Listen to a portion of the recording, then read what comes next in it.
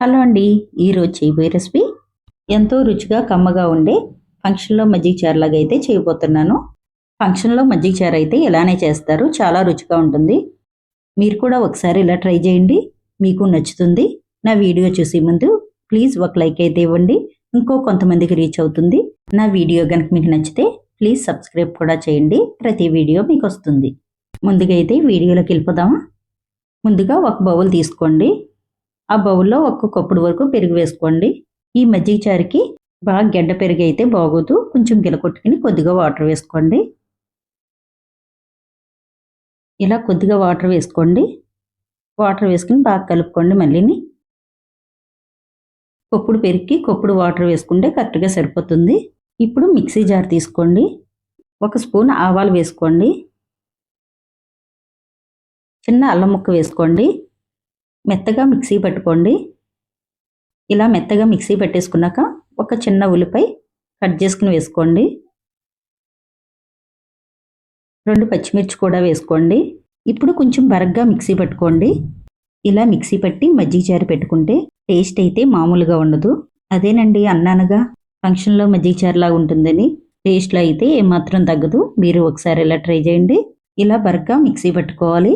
ఇప్పుడు మజ్జిగ తీసుకుని ఆ మజ్జిగలో మిక్సీ పట్టుకున్న అల్లం, ఉల్లిపాయ, పచ్చిమిర్చి ఈ పేస్టు ఈ మజ్జిగలో వేసేసుకోండి. మిక్సీ పట్టుకున్న పేస్ట్ మొత్తం వేసేసుకున్నాం కదా. ఇప్పుడు బాగా కలుపుకోండి. మొత్తం బాగా కలిసేటట్టు కలుపుకోండి.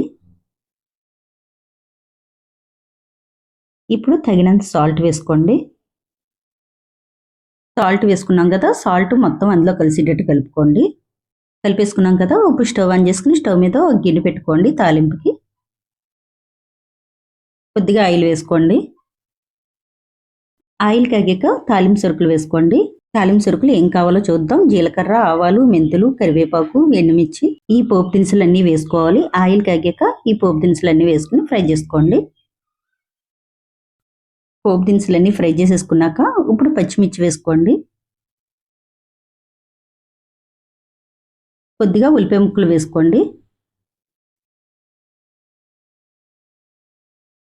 2 సెకండ్లు ఫ్రై చేసుకుంటే సరిపోతుంది. ఎక్కువసేపు ఫ్రై చేయకూడదు. 2 సెకండ్లు ఫ్రై చేసుకున్నాక కొద్దిగా పసుపు వేసుకోండి. పసుపు కూడా కాసేపు ఆయిల్లో ఫ్రై చేసుకోండి. ఫ్రై చేసేసుకున్నాం కదా. ఇప్పుడు తాలింపులో మజ్జిగ వేసేసుకోండి. ఈ తాలింపులో మజ్జిగ జస్ట్ అలా తిప్పేసి ఇప్పుడు స్టవ్ ఆపేసుకోండి. ఎంతో రుచిగా ఉండే మజ్జిగ చారు అయితే రెడీ అయిపోయింది.